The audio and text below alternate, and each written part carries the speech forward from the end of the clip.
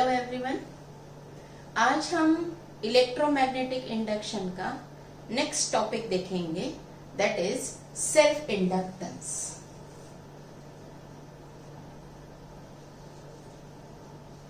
Self inductance. अब ये self inductance क्या है? जैसे आपको कोई एक वायर दी है, suppose it is a thin wire. एक वायर है, it is a conducting wire. ये कंडक्टिंग वायर है, इट इज अ कंडक्टर, तो इसमें से करंट फ्लो होगा। करंट फ्लो होगा मतलब इसका जो रेजिस्टेंस है, that conductor it is having a resistance, तो इसको रेजिस्टेंस है, it is having a resistance, मतलब इसका रेजिस्टेंस जीरो नहीं है। जीरो नहीं है, लेकिन इस वायर का जो रेजिस्टेंस होगा, ये स्ट्रेट मींस शॉर्ट सर्किट जैसे दिखता है, कंटिन्यूअस करंट फ्लो करेगा, तो ये अपोज नहीं कर रहा है करंट को अपोज नहीं कर रहा है, तो इसका जो रेजिस्टेंस है it is very less, it is very very less. लेकिन अगर आपको ऐसे दिखाया, सपोज ऐसा सिंबल उसमें यूज किया, हमारे सर्किट में ये सिंबल यूज किया, तो ये सिंबल बताता है कि this circuit is having a resistance, and circuit is having a resistance, तो यहां भी रेजिस्टेंस जीरो नहीं है।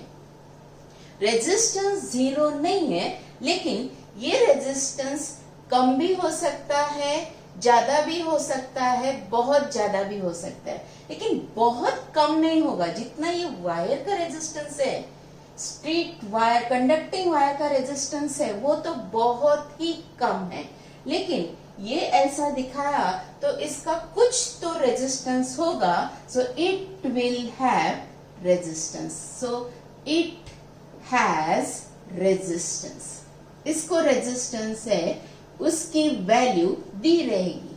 लेकिन अगर इस वायर को हमने ऐसे कनेक्ट किया, उसको ऐसे फोल्ड किया, ऐसे फोल्ड किया, तो ये लूप हो गए। सो it is turn in the form of loops having large number of turns. तो ऐसे लूप फॉर्म में जो वायर को हमने कन्वर्ट किया, तो ये हो गया इंडक्टर, इंडक्टर हो गया। तो यहां देखो, ऐसी कॉइल जो है उसको इंडक्टेंस भी है, और वो इंडक्टेंस हम दिखाते हैं एल से, तो उसको इंडक्टेंस है, so it has inductance, inductance भी है। लेकिन वो तो ये वायर थी, इसी वायर को हमने ऐसे कनेक्ट किया, तो ये वायर को रेजिस्टेंस तो था, मतलब इसको रेजिस्टेंस भी है, सो resistance is not zero and it is having a inductance. तो इस सिंबल को हम ऐसे भी कन्वर्ट कर सकते हैं, जैसे ये कॉइल है, तो इसको रेजिस्टेंस भी है और उसको इंडक्टेंस भी है, इंडक्टेंस भी है। तो ये जो पॉइंट्स हमने देखे, इस पर से क्या पता चलता है कि a thin wire has resistance which is less but no inductance, inductance is zero, so no inductance, no, that is equal to zero. ऐसी वायर को इंडक्टेंस नहीं है। इंडक्टेंस अगर होगा तो वो आपको ऐसे कॉइल के फॉर्म में दिखेगा, तो यहाँ कॉइल दिखाई नहीं देती, मतलब उसका इंडक्टेंस जीरो है, लेकिन इस वायर को रेजिस्टेंस है विच इज वेरी लेस। अगर ऐसा सिंबल दिखाया सर्किट में, तो इसको रेजिस्टेंस है, लेकिन यहाँ कोई कॉइल नहीं है, तो यहाँ भी इंडक्टेंस जीरो है। लेकिन यहाँ रेजिस्टेंस भी है, इंडक्टेंस भी है, so there is R and L, so L is not equal to zero. तो ये 3 पॉइंट से हमको ध्यान में आ रहा है या समझ में आ गया कि resistance is without inductance, but inductance is not possible without resistance. Understood this? इस पर से हम एक की पॉइंट लिखेंगे, that is an important point. तो इंपॉर्टेंट पॉइंट क्या हो गया कि resistance can be without inductance,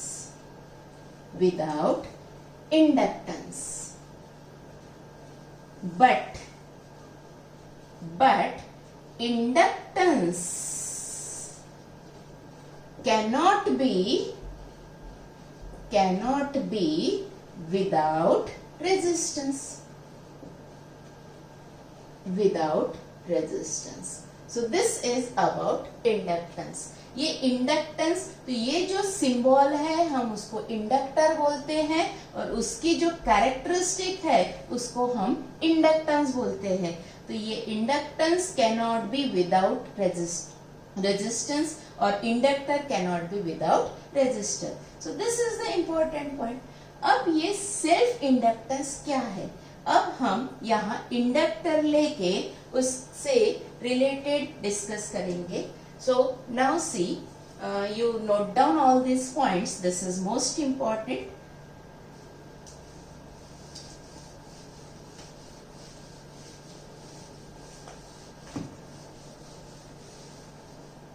तो अब हम ये इंडक्टर लेंगे।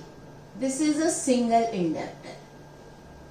ये इंडक्टर है, इसमें से करंट फ्लो हो रहा है। This is the current flowing through this inductor. अब इसमें से करंट फ्लो हो रहा है और ये करंट बढ़ रहा है, it is increasing. So if this current is increasing, तो क्या होगा? जब ये करंट इस कॉइल में से फ्लो होगा तो वहां मैग्नेटिक फील्ड तैयार होगी। मैग्नेटिक फील्ड तैयार होगी तो जैसे जैसे ये करंट बढ़ रहा है मैग्नेटिक फील्ड भी बढ़ेगी। मैग्नेटिक फील्ड भी बढ़ेगी तो magnetic fluxes which are linking with this coil are also increasing. So magnetic fluxes linking with the coil are increasing, जो हमने फैराडेज में भी देखा है। तो ये जो फ्लक्सेस लिंक हो रहे हैं, so there EMF will be induced in this coil. तो यहाँ EMF इंड्यूस होगा, so EMF will be induced. As EMF is induced, current is also induced in the coil. अब ये current क्या करेगा? This current will oppose the current which has produced it, because this current is opposing this fluxes which has produced it.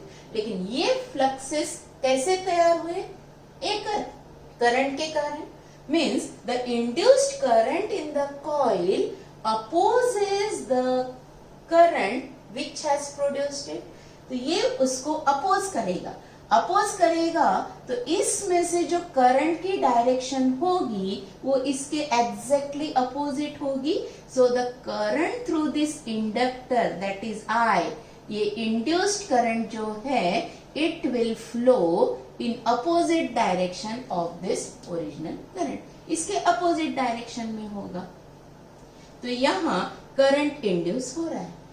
तो ये जो EMF induce हो रहा है, this EMF induced in this coil is directly proportional to rate of change of current flowing through the coil.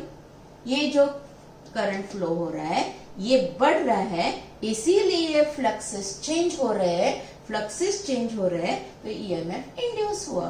So it is proportional to rate of change of current flowing through this coil. अब ये proportionality की sign हम निकालेंगे, so we will put there one constant. तो यहाँ जो constant है वो है L। So this is L di by dt, di by dt, so this L। लेकिन ये जो EMF इंड्यूस होगा वो करंट इंड्यूस होगा, तो वो करंट इंड्यूस हो रहा है ईएमएफ के कारण, तो ये जो है वो अपोज करेगा, तो यहाँ हम एक साइन डालेंगे, that will be minus. We have already studied it in Lenz law. तो ये माइनस साइन दिखाएगा अपोजिट डायरेक्शन. सो ये है EMF induced in a inductor. इतना ईएमएफ इंड्यूस हो रहा है. और ये जो L है, this L is called as self inductance. उसको हम self inductance बोलेंगे. And this self inductance is constant. ये constant है, यहाँ हमने ये constant रखा है. It is constant. So this L does not depend on the current flowing through it.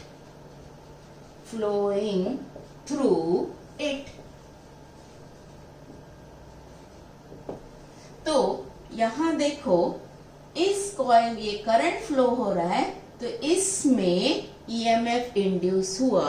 तो ये जो ईएमएफ इंड्यूस हुआ, तो इसका जो ये इंडक्टेंस है उसको हम सेल्फ इंडक्टेंस बोलते हैं. इंडक्टेंस इंड्यूस्ड, यहाँ ईएमएफ इंड्यूस्ड हुआ.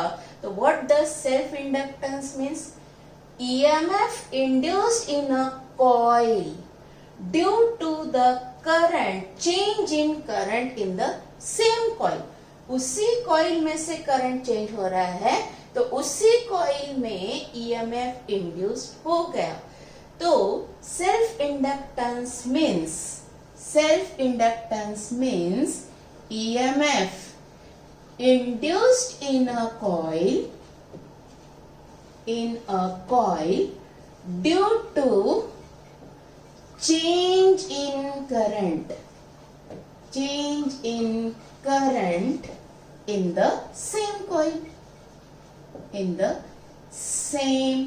coil. This is self inductance. ये self inductance है. तो यहाँ हमने L निकाला.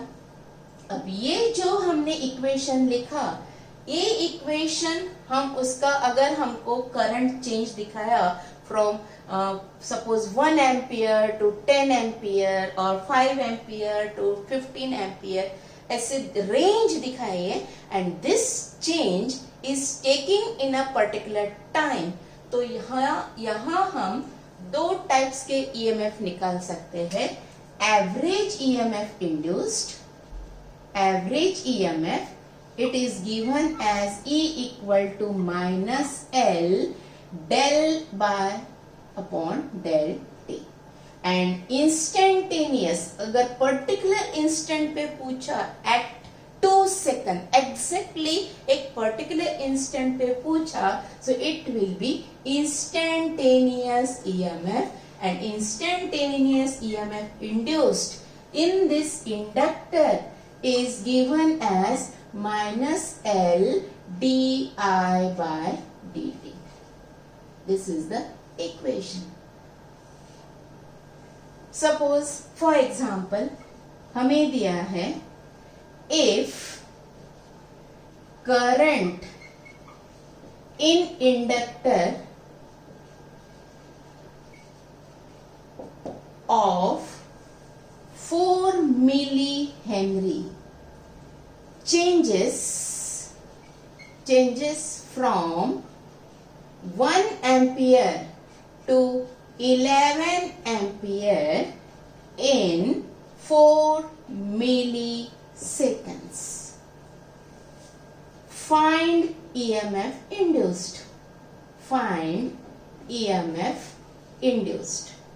अगर ऐसे पूछा है, तो what we will get is, तो हमें क्लियर EMF induced, और यहाँ पे देखो करंट की रेंज दी है from 1 ampere to 2 ampere. दो करंट्स दिए हैं, और ये जो चेंज हो रहा है, it is in 4 milliseconds. So we will not use this equation. ये इक्वेशन अगर आपको current in terms of time दिया हो, तो हम ये इक्वेशन यूज करेंगे. लेकिन यहाँ हमको करंट की रेंज दी है और टाइम दिया है, so we will use this equation. So EMF induced will be minus, inductor is 4 milli, 4 into 10 raised to minus 3 into change in current final minus initial, that will be 10 upon change upon time. So it is in 4 milliseconds. So 4 into 10 raised to minus 3. 4 milliseconds. This will get cancelled. So it gets cancelled and we will get E equal to 10 volt. So this is 10 volt. अब यहाँ ये जो minus sign है, ये minus sign बता रही है कि यहाँ जो ईएमएफ इंड्यूस होगा वो अपोज करेगा. अपोज करेगा तो इस ईएमएफ को या इस ईएमएफ को हम बैक ईएमएफ भी बोलते हैं. It is also called as back EMF.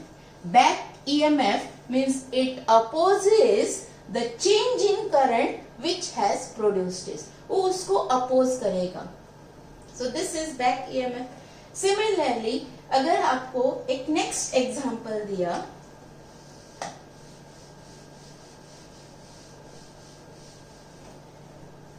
if the example is, if EMF induced is 20 volt in an inductor when current changes from 1 ampere to 6 ampere in milliseconds. 1 millisecond. Find inductance. Find inductance of coil. तो अगर ऐसे question दिया तो एकदम ही easy है. Same हमको यही formula use करना है. यही फॉर्मूला हमको ईएमएफ इंड्यूस दिया है 20 volt. So 20 equal to minus L. L हमें मालूम नहीं है. L D I del I by D T. Your current is changing from 1 ampere to 6 ampere in 1 milliseconds. So the change in current is 5 ampere in 1 millisecond. So 1 into 10 raised to minus 3. So what your L will be? So L is equal to 20 into 10 raised to minus 3 divided by 5. So that will become 4 millihenry. 4 millihenry is the inductance. ऐसा problem है. अब हमने यहाँ current की range दी है, the change in current with respect to time. लेकिन अगर आपको ऐसे दिया, if the current changes, problem, if current through an inductor of 5 millihenry changes as I equal to t square e raised to minus t. t square e raised to minus t ये current दिया है. Find time in which EMF becomes zero. So ये ऐसा हमें problem दिया है. तो हमको टाइम निकालना है. So what we will do is, see here, अब हमको करंट भी दिया है, इंडक्टेंस की वैल्यू भी दी है और EMF becomes zero, तो EMF भी दिया है. सो और हमको टाइम पूछा है. So we will use the equation E equal to minus L di by dt, di by dt. Put here the values. This is 0 equal to minus L. L है 5 मिली, 5 into 10 raised to minus 3 into di by dt. तो हम इसको differentiate करेंगे. d dt of t square into e raised to minus t. इस equation को differentiate करेंगे. अब ये डिफरेंशिएट करने के पहले अगर इस टर्म को ये साइड ले गए तो it will become 0. 0 equal to, अब इसको डिफरेंशिएट करो. इस इक्वेशन में दो t टर्म्स है, तो यहाँ we will differentiate this equation, that is, और ये माइनस साइन, ये minus sign, first t square into derivative of second, and derivative of e raised to minus t is e raised to minus t, और ये minus sign यहाँ multiply होगी, plus second term e raised to minus t into derivative of first, derivative of first is 2t. ये हो गया.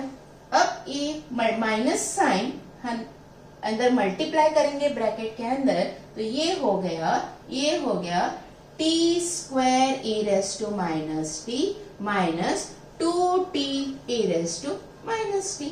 We will take this negative term this side, so 2t e raised to minus t is t square e raised to minus t. This equation gets cancelled, 1t gets cancelled, तो t की value हो गई 2 seconds. So in this way we can find the EMF induced in an inductor. तो अगर आपको current in terms of time दिया हो तो हम इंस्टेंटेनियस इक्वेशन यूज करेंगे, उसमें हम करंट को डिफरेंशिएट करेंगे and we can solve this problem. तो यहाँ आपको मिलेगा t equal to 2 second. So this is how the question is asked. अब इस सेल्फ इंडक्टेंस में आपके ध्यान में आ गया होगा कि यहाँ जो EMF इंड्यूस्ड होता है in case of inductor, it is a back EMF, and that back EMF opposes the change in current which is flowing through it. तो उससे हम कुछ important key points लिख सकते हैं. important key points, जैसे अगर current बढ़ रहा है then the change in current di upon dt, ये भी बढ़े, that is change in current. Current is increasing means rate of change of current is positive. Rate of change of current is positive, तो inductor में जो EMF induce होगा that EMF induced will be negative, and that EMF induced is negative. So net EMF, वहां जो total net EMF होगा E net will be initial EMF और ये minus ES. लेकिन सेकेंड कंडीशन में अगर करंट डिक्रीज हो रहा है, it is increasing, it is decreasing, it decrease हो रहा है means di upon dt, that is rate of change of current will be decrease हो रहा है, मतलब नेगेटिव.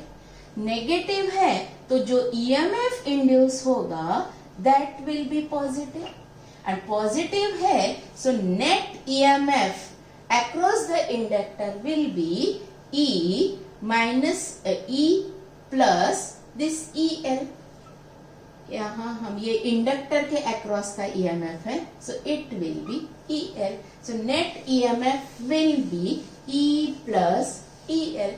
तो यहाँ पता चलता है अगर कॉइल में का करंट कम हो गया तो वहां का EMF बढ़ेगा, वोल्टेज बढ़ेगा, और अगर करंट बढ़ रहा है original current, so net EMF across the inductor decreases. तो ये कंडीशंस कब होगी? तो जैसे ये एक इंडक्टर है, ये इंडक्टर है L, यहां हमने इसको सप्लाई दिया, यहाँ एक बैटरी लगाई और यहाँ एक स्विच है, दिस इज अ स्विच। जब ये स्विच ओपन है तो no current is flowing.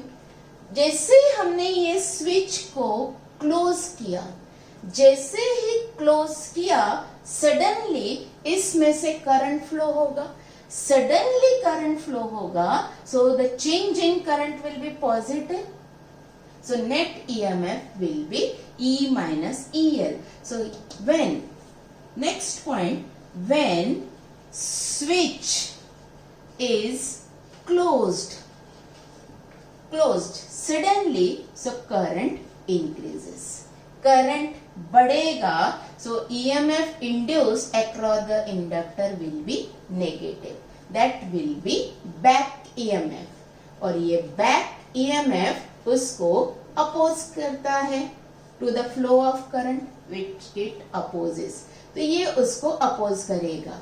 Similarly अब यहाँ क्लोज किया, फिर स्टेडी करंट फ्लो हो रहा है, so when steady current flows through this coil, तब ये कॉइल मीनिंगलेस, इसका जो इंडक्टेंस है ये इंडक्टेंस मीनिंगलेस होगा, उसका ये कुछ भी नहीं करेगा if this current, if the switch is closed for a longer time.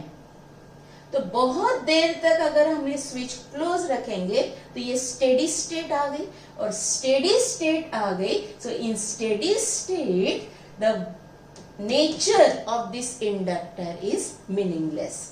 So next, in steady state inductor is meaningless। लेकिन थर्ड पॉइंट देखेंगे, अगर हम इस स्विच को सडनली ओपन करेंगे, जैसे ही हमने स्विच को ओपन किया करंट जीरो हो जाएगा। So when switch is open, when switch is opened, open हुआ तो ये करंट सडनली डिक्रीज होगा, so voltage across inductor, that is EMF across inductor will be positive, और ये बढ़ेगा, सो it will increase, so this is when the current will, means the back EMF will be negative, when the back EMF will be positive, and when at steady state inductor is meaningless।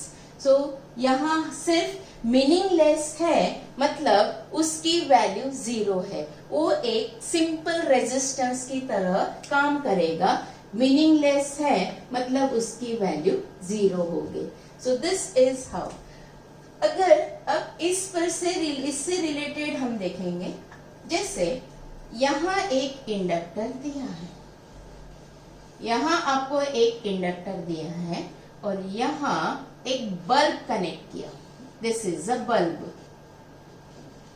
Connect किया, and here there is a switch and a battery, ऐसे है।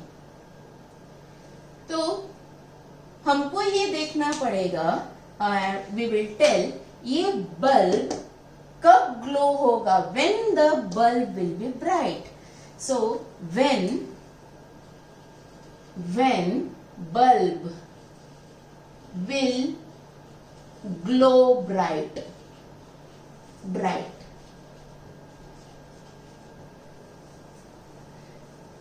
कब होगा, ये switch है, this is a switch, तो कब ये ब्राइट होगा। देखो अगर हम ये स्विच को क्लोज करेंगे तो यहां सपोज ऑप्शन होगी when switch is closed, B during steady state,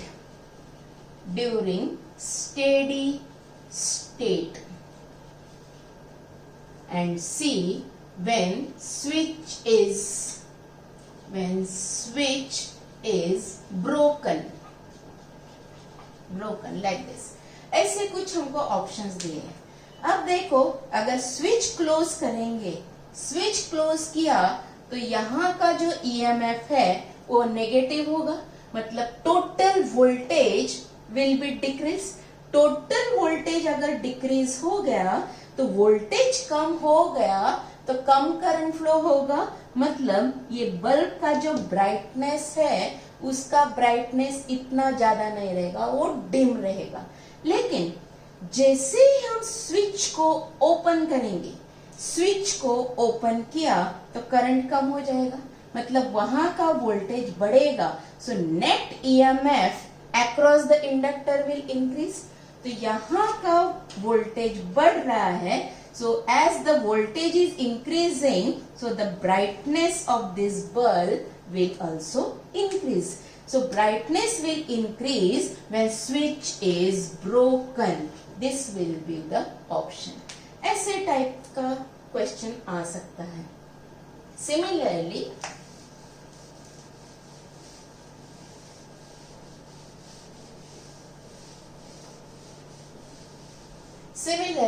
अगर हमको एक इंडक्टर दिया है, if an inductor L and resistor are connected in parallel, parallel में कनेक्टेड है with bulb of same rating in each arm,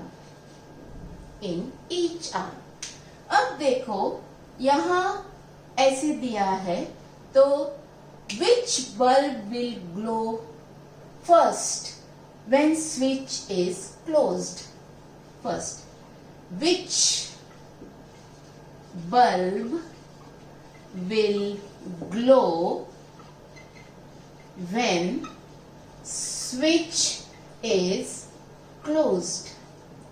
And second, what happens under steady state?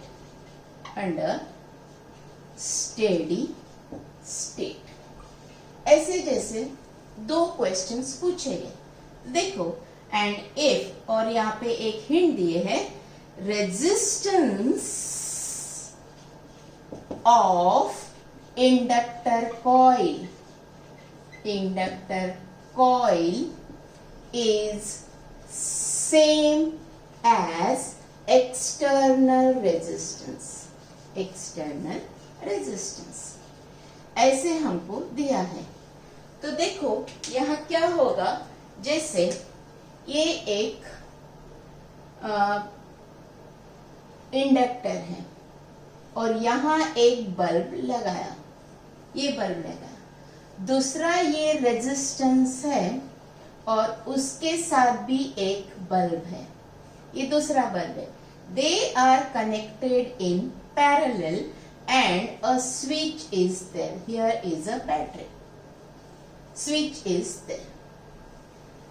क्या पूछा है, अब ये जो इंडक्टर है, inductor can not be without resistance, तो यहाँ इसका रेजिस्टेंस भी है, लेकिन ये जो रेजिस्टेंस है, resistance of inductor coil is same as external resistance, तो ये वैल्यू और ये वैल्यू सेम है। सपोज हमने इस बल्ब को कहा P and this is Q, तो ये दो बल्ब है। सो कौन सा ग्लो होगा, which bulb will glow when switch is closed? So देखो जैसे ही हम ये स्विच क्लोज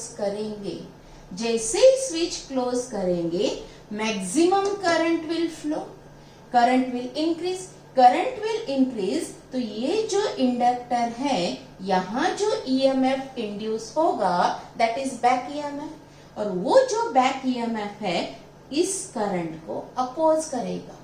यहाँ से जो टोटल करंट यहाँ से आ रहा है, तो यहाँ एक करंट डिवाइड होगा I1 and this will B I2, लेकिन ये इंडक्टर इस करंट को अपोज करेगा अपोज करेगा तो ये बल्ब इमीडिएटली ग्लो नहीं होगा, तो ये जो है ये बल्ब पहले ग्लो होगा. So which bulb will glow when switch is closed? So we will say उसका जो आंसर होगा that is bulb Q will glow first.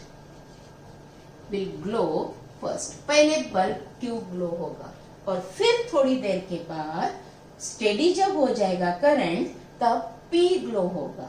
This is the answer for the first one. अब second में क्या पूछा है? What happens under steady state?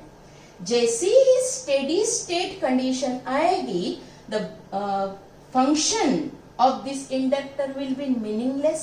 वो meaningless means वो जीरो हो जाएगा. इसकी वैल्यू जीरो हो गई मतलब ये दो रेजिस्टेंस ही रहेंगे सर्किट में. दो रेजिस्टेंस ही रहेंगे तो ये जो करंट है दोनों की वैल्यू सेम है, तो ये जो करंट है it will be equally divided among this two resistances, and as it will be equally divided among the two resistances P and Q will show equal brightness. So second, ये first का answer है. Second का answer है at steady state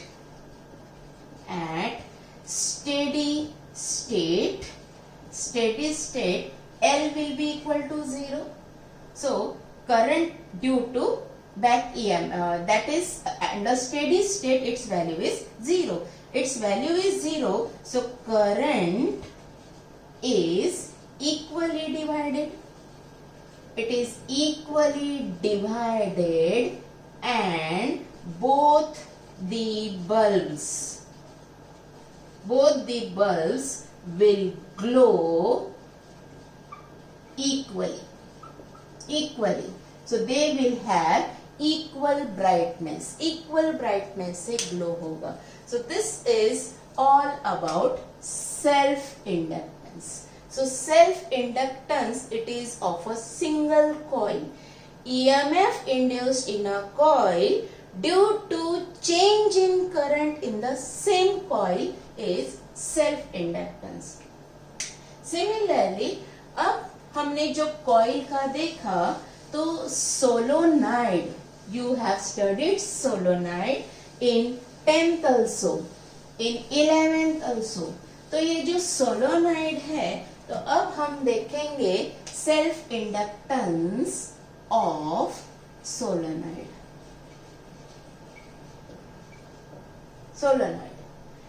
Solenoid is what? Solenoid is a long conducting wire wound in the form of loops. ये solenoid है. This is a solenoid. तो अब हम इसका self inductance देखेंगे. When current flows through the solenoid, again suppose here battery is connected.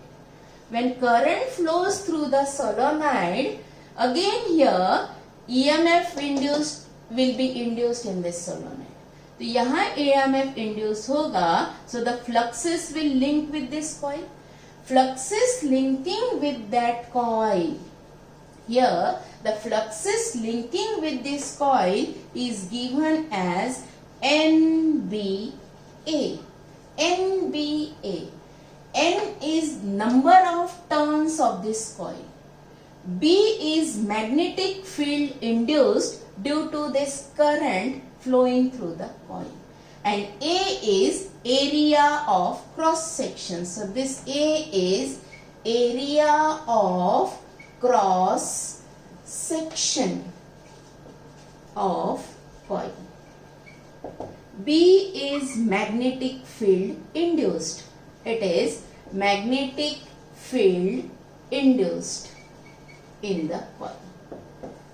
अब ये B magnetic field is induced due to this current in the coil. तो ये B का जो फॉर्मूला है, B is mu naught times I upon L. Mu naught times I upon L. So I is the current and L is the length of that solenoid. But this is for single turn.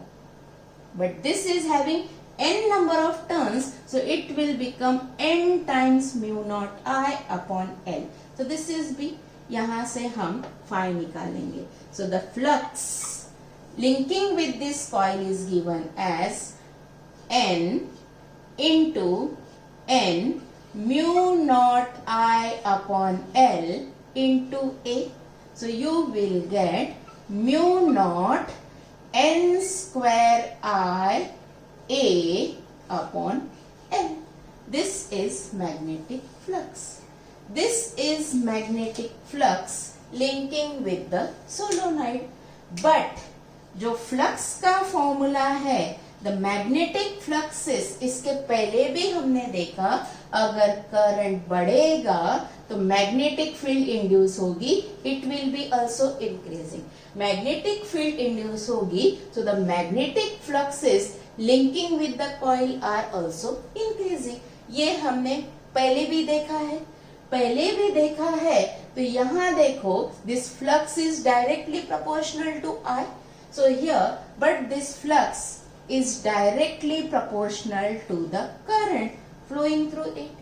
अगर हम ये proportionality की sign निकालेंगे, तो वहां एक constant रखेंगे, and that constant is again L into I. So this is the equation. अब ये phi और ये phi हम equate करेंगे. So by equating these two, you will get Li equal to mu naught n square I A upon L. So what will happen? This I gets cancelled. So we are getting the value of L. L is mu naught n square A upon L. And this is self-inductance of solenoid. So this is self-inductance of solenoid. तो यहाँ जो n हमने लिया, this n is number of turns, but this number of turns are divided among so many lengths, तो हम उसकी turn density भी निकाल सकते हैं. तो यहाँ जो फॉर्मूला आप ये सब लिख लो, इस पर से हमें सेल्फ इंडक्टेंस का फॉर्मूला मिल गया. So self inductance of solenoid is given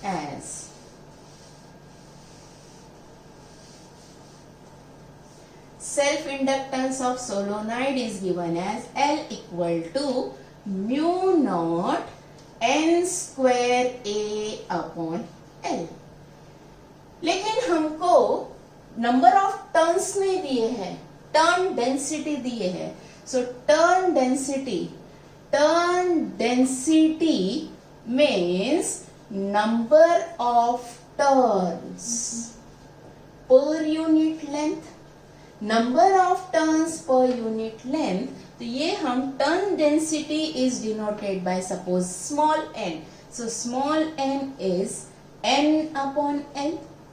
तो यहां अगर हमने ये रख दिया तो हमारा और एक इक्वेशन होगा. इट विल बी, अगर आप n की वैल्यू रखोगे तो आपको in terms of turn density मिलेगा. So it will be n square L square mu naught n square L square upon L into A. So 1L will get cancelled. You will get mu naught n square L into A. This is self-inductance of solenoid in terms of turn density. This is self-inductance of solenoid in terms of number of turns. और अगर हम यहाँ n, इस n को अगर हमने separate किया तो आपका ये इक्वेशन हो जाएगा mu naught n upon L into n A. But this value is small n. So we can write mu naught n A. So this is self-inductance. तो इस पर से पता चलता है self inductance is directly proportional to N square. तो ये inductor का हो या सोलोनॉइड का हो, self inductance is proportional to n square, as well as it is also proportional to this n square also, that is turn density. तो अगर इनमें से if, तो यहां से हम ये तीन इक्वेशन से हम एक इक्वेशन, अब इंडक्टेंस आपको मिल गया, so we can write the EMF induced. So EMF induced is E equal to minus L di by dt. So you can put this equation of L in this equation, आपको EMF induced मिलेगा, EMF induced in a solenoid. So we will get. अब यहाँ देखो ये तीन equation में देखो some important points. Important point, that is, first, if n is increased, if n is increased x time बढ़ेगा तो L में क्या चेंज होगे? So if n is increased x times, this n or this n, any n increases x times, then L increases x square times, उसके square time में बढ़ेगा. For example, अब ये स्मॉल कैपिटल N हो और small n हो, कोई भी हो, if n और स्मॉल n कोई भी हो, ये बढ़ेगा तो L भी बढ़ेगा, and that L will increase x square times. Suppose if it is doubled, if the number of turns are double, then the inductance will increase 4 times. If number of turns are 3 times, then inductance will increase 9 times. So उसके square form में inductance बढ़ेगा. At the same time, दूसरा point देखेंगे, if n and a are constant, अगर number of turns and area of cross section of the coil are constant, then L is inversely proportional to L. Then L is inversely proportional to L. This L is inductance and this L is length of solenoid. Similarly, if small n, that is turn density, and A are constant, then your L is directly proportional to L. Then L is directly proportional to L. These are the important points. जैसे अब हम इस पर से कुछ questions देखेंगे.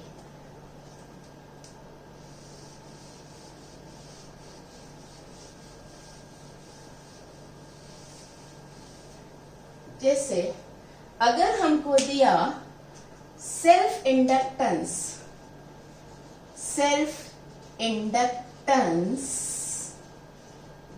of solenoid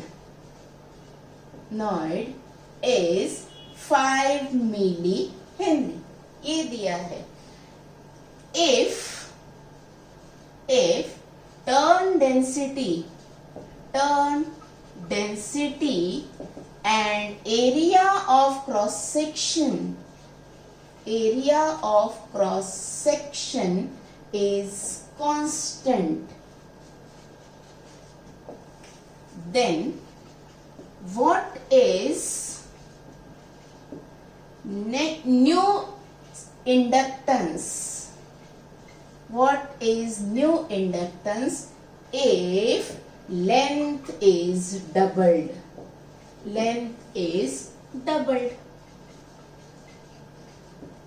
तो ऐसा हमको एक प्रॉब्लम दिया. पहला हमारा इंडक्टेंस है L। अब यहाँ देखो turn density and area of cross section constant है, मतलब your L is directly proportional to inductance is directly proportional to length. तो यहाँ सिंपली हम ये फॉर्मूला यूज करेंगे। ये फॉर्मूला हमको न्यू इंडक्टेंस चाहिए, so L dash upon L equal to L dash upon L। अब ये next length is double, so original के डबल है, so it will be twice L upon L। This gets cancelled, तो ये directly proportional है तो original के double हो जाएगा, सो L dash will be twice L। पहला हमारा है 5 मिली हेनरी, तो ये हो गया 10 milli henry. This is how the question may be asked. यहाँ टर्न डेंसिटी कांस्टेंट दी है। If number of turns are kept constant, then your L will be inversely proportional to the length of solenoid. So be careful कौन सा N दिया है। Similarly एक solenoid का जो क्वेश्चन है जो 2017 नीट में पूछा गया है, 2017 नीट में पूछा गया क्वेश्चन है, a solenoid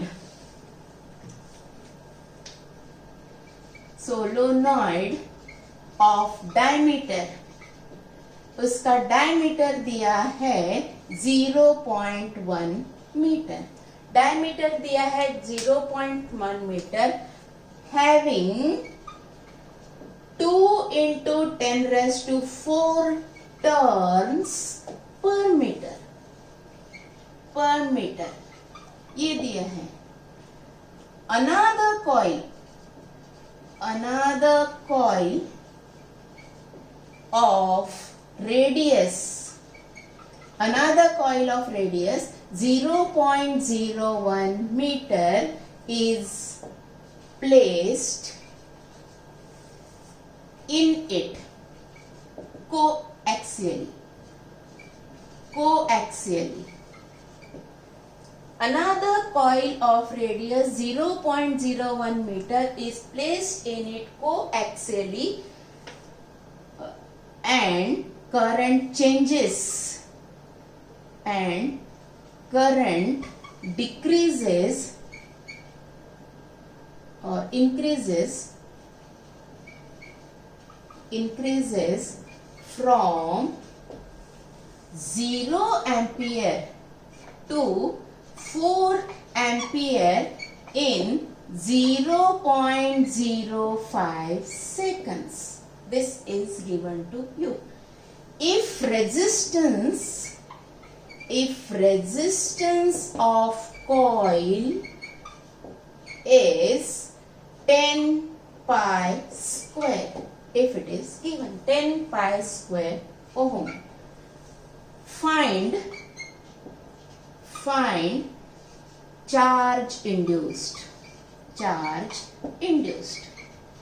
ऐसे हमें एक क्वेश्चन दिया है, ये ऑलरेडी नीट 2017 में पूछा गया क्वेश्चन है, नीट 2017। अब यहाँ हमें पूछा है charge induced. Now you know charge del Q equal to I into del T, लेकिन ये I क्या है? So this R is E upon R into del T. This will be the charge. But what is this E? E is the EMF induced in a solenoid. So EMF induced in a solenoid and coil of radius 0.01 meter and 100 turns. Suppose ऐसे है 100 turns. तो यहाँ हमको दिया है having 2 into 10 raised to 4 turns per meter. तो ये जो सोलोनाइड दिया है उसके number of that is turn ratio भी दिया है, टर्न रेशियो दिया है, नंबर ऑफ टर्न्स दिए है, करंट चेंजिंग दिया है, रेजिस्टेंस दिया है and this change is taking place in this time. तो हमें ये EMF इंड्यूस्ड की जो फॉर्मूला है, so that is suppose that you know it is L that is di by dt. E is di by dt और del I by del t into del t upon ये r हो जाएगा. तो ये है del t cancel हो जाएगा. अब ये सेल्फ इंडक्टेंस आपको यहां रखना है और सेल्फ इंडक्टेंस का फॉर्मूला है mu naught n into capital N into A. This is L. ये L का फॉर्मूला है of solenoid. Mu naught n A upon R into del I और ये डेल I ये फॉर्मूला हुआ आपका del Q. That is the charge induced in the solenoid. रखो इनकी वैल्यूज. म्यू नॉट की वैल्यू है 4 pi into 10⁻⁻⁷. Number of turns are given to you 2 into 10⁻⁴. N is given, that is 100, so it will be 100 into A is the cross sectional area of this solenoid and cross sectional area is pi into r square. R square a 0.01 meter means 1 into 10⁻⁻² उसका square. So 1 into 10⁻⁴. This will be your r. Pi r square into del I. Change in current. Change in current is 4 ampere. So this is 4024 upon resistance of that coil, and resistance of the coil is 10 pi square. 10 pi square. 1 pi will get cancelled with this. This pi is cancelled with this. अब देखो 10⁻⁴ and this 10⁻⁻⁴ they will get cancelled और ये एक 0 इसके साथ cancel हो गया. अब ये हुआ 4 4s are 16. 16 into 2 that will be 32. 32 into 10⁻⁻⁷ into ये 10. So it will become 32 into 10⁻⁻⁶. This will be the charge induced and 10⁻⁻⁶ is micro. So this will become 32 microcoulomb. This is charge induced. So in this way we can solve various problems based on solenoid. तो solenoid का ये एक थोड़ा difficult problem था, लेकिन हम इस तरह इसको सॉल्व कर सकते हैं.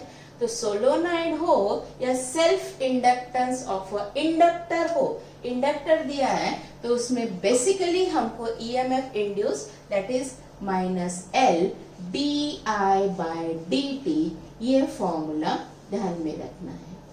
ये फॉर्मूला ध्यान में रखना है तो आप इजीली उसका ईएमएफ इंड्यूस निकाल सकते हो. सिर्फ आपको ये L की वैल्यू मालूम होनी चाहिए. अब हमारा इंडक्टर होगा तो ये L एक तो आपको दिया रहेगा, नहीं तो फिर आपको निकालना पड़ेगा. और सोलोनाइड में अगर ये L नहीं दिया तो आपको इस इक्वेशन से we have studied the equation of L. वो equation that is mu naught n square A upon L और mu naught small n square L A, या फिर ये फॉर्मूला आप यूज करो mu naught n A upon R. तो ये जो आपका फॉर्मूला है, इस फॉर्मूले से आप सेल्फ इंडक्टेंस निकाल सकते हो सोलोनाइड का और ये प्रॉब्लम्स सॉल्व कर सकते हैं. इसके ग्राफिकल प्रॉब्लम्स भी आएंगे सेल्फ इंडक्टेंस के. सो ग्राफिकल प्रॉब्लम्स कैसे है? जैसे आपको एक करंट दिया, this current is on y axis which is changing with respect to time. ऐसे दिया है और आपको करंट दिया है ऐसा ऐसे दिया है. तो ये आपको इससे ये करंट चेंज हो रहा है, so find EMF induced. Find EMF induced in coil.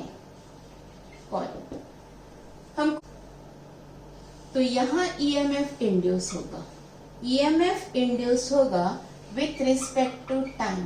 तो ये देखो यहां से यहां तक करंट बढ़ रहा है तो EMF इंड्यूस होगा। करंट बढ़ रहा है मतलब चेंज हो रहा है, इंक्रीज हो रहा है, चेंज हो रहा है, तो EMF इंड्यूस होगा, but it will be in negative direction.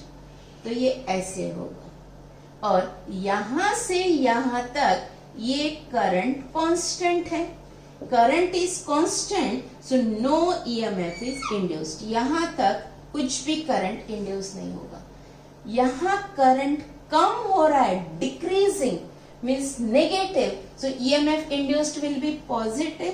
तो यहाँ जो EMF इंड्यूस होगा यहाँ से यहाँ तक it will be like this.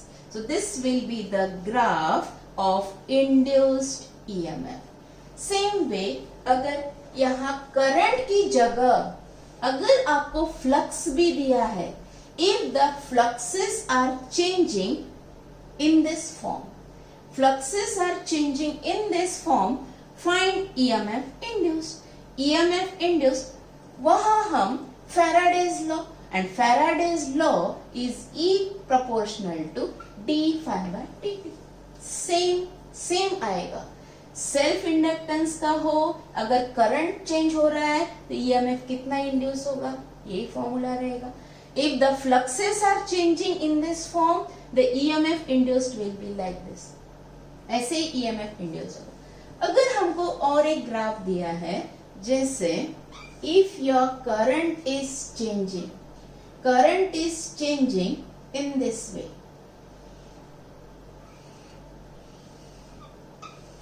Current ऐसे चेंज हो रहा है, करंट ऐसे चेंज हो रहा है तो हमें EMF induced निकालना है। So we will find this is the current changing with respect to time. Current changing with respect to time, तो यहाँ देखो हम ये EMF induced निकालेंगे। यहाँ देखो करंट बढ़ रहा है तो उसका जो ग्राफ आएगा that will be like this. यहाँ पे EMF induced होगा, फिर ये कम हो रहा है और तो ये बढ़ेगा पॉजिटिव साइड, और फिर यहाँ तक, और फिर उसके बाद यहाँ करंट बढ़ रहा है गोइंग टूवर्ड्स पॉजिटिव, तो EMF आपका ऐसा होगा। So this will be the graph of EMF induced with respect to time. So in this way ये जो ग्राफिकल प्रॉब्लम्स है, it may be asked on the basis of self inductance. Self inductance पे भी ये questions आ सकते हैं। अगर ये फैराडेज आई की जगह अगर फ्लक्स होगा तो ये सेम ग्राफ वहां भी लगेगा। So this is how we can solve the problems on self inductance. Thank you so much.